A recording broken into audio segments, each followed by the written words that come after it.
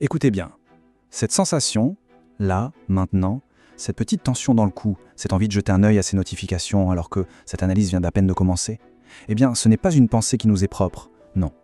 C'est le code qui s'exécute en nous. On est en 2026 et il faut se réveiller. Le temps où l'on parlait de l'addiction aux écrans comme d'un simple souci de société est révolu. C'est un débat de l'âge de pierre, aussi pertinent aujourd'hui que de parler de la vitesse d'un cheval à l'air des fusées. Avant de continuer, juste une question, une seule. Attention, notre cerveau reptilien, notre centre de la peur, va sûrement essayer de nous faire fuir, de nous faire penser à autre chose. Mais tenons bon une seconde. À quand remonte la dernière fois qu'on a eu une pensée qui n'était pas une réaction directe à un signal numérique? Une idée qui a jailli du silence, du vide, de l'ennui. Si la réponse ne vient pas tout de suite, ce n'est pas un trou de mémoire, c'est un diagnostic. Notre interface biologique a été compromise. Ok, allons droit au but. Le terme qui définit notre époque, ce n'est pas l'ère de l'information, c'est l'ère de la neurocolonisation. On oublie le mot addiction, il est bien trop faible, il suggère un choix, une sorte de faiblesse morale.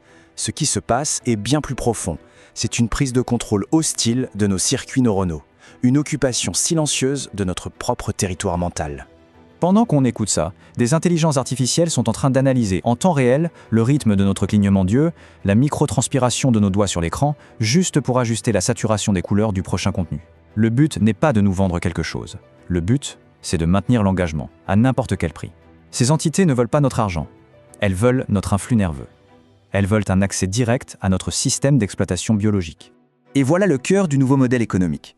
Notre cerveau est devenu, sans qu'on s'en rende compte, une extension de serveur. Un processeur biologique, délocalisé, surpuissant, qui bosse gratuitement pour des entreprises qui estiment que notre attention vaut bien plus que du pétrole.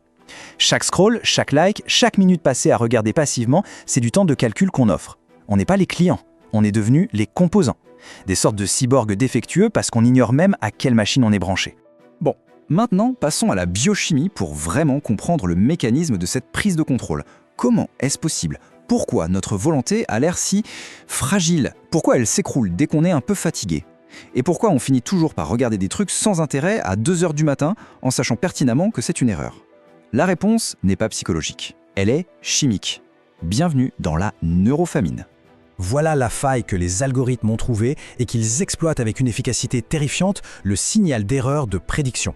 Normalement, notre cerveau libère de la dopamine pour récompenser un effort qui mène à un résultat. Simple. Mais, et c'est là le piratage, il en libère beaucoup, beaucoup plus face à l'incertitude d'une récompense. C'est le principe de la machine à sous. Quand on scrolle, l'incertitude de la prochaine vidéo est une drogue pure pour notre cerveau limbique. Il préfère 1000 fois une surprise médiocre à une routine qu'il connaît. Ça crée une faim d'information qui ne peut jamais être satisfaite. Et le résultat physiologique est glaçant. Pendant que notre système de récompense est en surchauffe, bombardé par ce flux infini de surprises, notre cortex préfrontal, c'est le siège de la raison, de la planification, de la volonté, bref, du nous conscient, eh bien il se met littéralement en veille. Il consomme moins d'énergie, il s'éteint. Pour faire simple, notre cerveau reptilien, celui des réflexes, des pulsions, prend le contrôle sur notre esprit rationnel.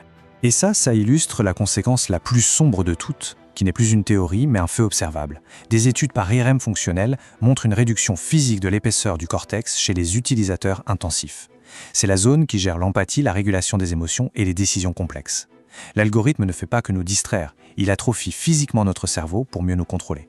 Il simplifie notre structure neuronale pour qu'on devienne plus prévisible. Comprendre le diagnostic, c'est une chose, mais ça ne suffit pas. Face à une prise de contrôle hostile, on ne peut pas rester passif. Oublions le bien-être numérique ou la méditation de pleine conscience. Ces outils, c'est comme des pistolets à eau face à un incendie. La réponse doit être stratégique, active et impitoyable. Il faut entrer en état de guerre neurologique. Pour reprendre le contrôle de son propre cerveau, pour le libérer, il faut passer par 3 étapes de recablage forcé. Ce n'est pas une petite détox numérique, ce concept marketing qui laisse croire qu'un retour à la normale est facile. Non, c'est un processus stratégique et délibéré de reconquête de notre propre esprit, un entraînement intensif pour redevenir le seul et unique administrateur de notre système nerveux. Le premier niveau d'action est physique. Et il n'est pas négociable. Des études montrent que la simple présence d'un smartphone dans une pièce, même éteint, face cachée, active ce qu'on appelle un brain drain, une fuite de nos ressources cognitives. Une partie de notre attention est constamment utilisée juste pour ne pas le regarder. L'action immédiate, un coffre-fort à minuterie, 4 heures par jour. Pendant ces 4 heures, le cerveau va crier. Il va inventer des dizaines de prétextes pour qu'on arrête. C'est ça le sevrage. C'est le son de nos récepteurs à dopamine qui, enfin affamés, recommencent à se calibrer sur le monde réel. Maintenant que le vide est créé, il faut reconstruire. Parce que la nature a horreur du vide, et si on ne le remplit pas avec une intention claire, les vieilles habitudes reviendront en force. Il faut s'engager dans ce qu'on appelle le travail profond. Choisir une discipline difficile, une tâche qui exige une concentration absolue. Apprendre une langue ancienne, maîtriser un instrument, étudier les maths. Ces activités forcent la production de myéline, cette gaine grasse qui isole nos neurones.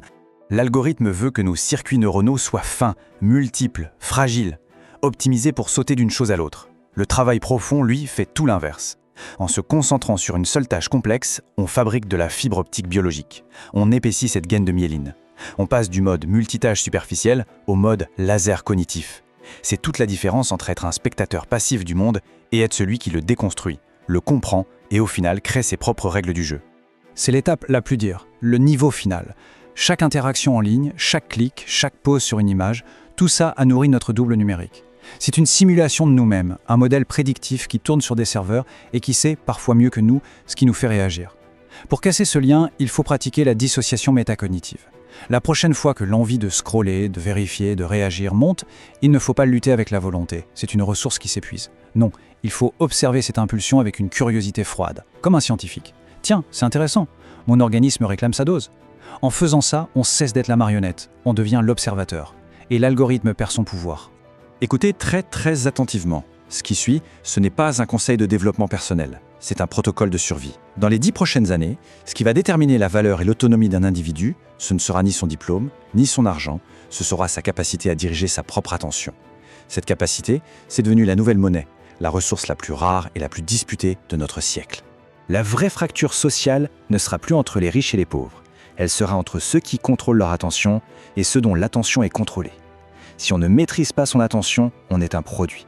Si on la maîtrise, on devient un prédateur sur le marché cognitif. Alors voilà un protocole d'extraction, un plan de survie pour les 30 prochains jours. 3 règles, simples mais pas négociables. 1. La diète d'input. Les premières heures de la journée, notre cerveau est à son pic de créativité. Les passer à consommer passivement des infos, c'est comme utiliser un moteur de Formule 1 pour aller chercher le pain. Le matin, c'est pour la création, pas la réaction. 2. Le sabotage de l'interface. On passe son téléphone en noir et blanc. Ça court-circuite tout le travail des designers dont le but est de pirater notre cerveau avec des couleurs vives. Un outil ennuyeux cesse d'être une machine à sous. Il redevient un outil. Enfin, le test de la page blanche. Chaque soir, se forcer à répondre à cette question. Qu'est-ce que j'ai appris aujourd'hui, par moi-même, sans que ça me soit poussé par un flux? C'est le test ultime pour savoir si notre journée nous a appartenu ou si elle nous a été volée. Le point crucial, le voici. On arrive à un point de bascule pour notre espèce. Une bifurcation. Une partie de l'humanité va progressivement fusionner avec l'algorithme, devenir des terminaux dociles et efficaces d'un réseau mondial. Et l'autre partie va cultiver son jardin intérieur, son autonomie cognitive. Le piratage de notre cerveau n'est pas une fatalité, c'est un choix. Chaque fois qu'on choisit un livre difficile plutôt que le scroll, on regagne du territoire. La résistance, aujourd'hui, elle n'est pas dans la rue. Elle est dans nos synapses. Cette analyse se termine et inévitablement, dans moins de 3 secondes, l'algorithme de cette plateforme va suggérer autre chose. Une autre vidéo, une autre stimulation, un autre cycle de dopamine. C'est ça le premier test. Il n'est pas pour demain, il est pour maintenant. Éteindre l'appareil, regarder le mur, ressentir l'ennui, ce vide qui nous fait si peur. C'est précisément dans cet espace que notre vrai soi recommence à respirer. Ne soyons pas des processeurs, soyons des humains. Je suis Sin. Je décrypte les mécanismes de votre esprit pour vous redonner les commandes. Fin du protocole.